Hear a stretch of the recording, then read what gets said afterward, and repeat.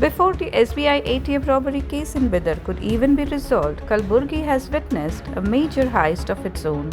In the early hours of Tuesday, unidentified miscreants targeted an SBI ATM near Ramnagara in Kalaburagi city.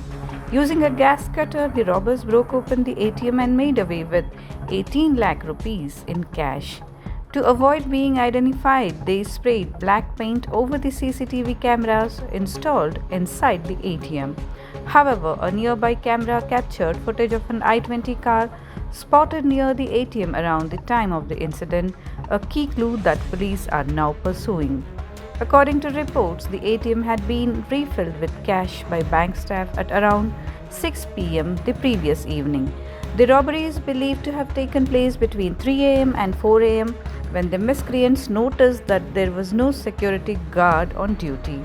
A case has been registered at the suburban police station and exclusive footage of the robbery has been accessed.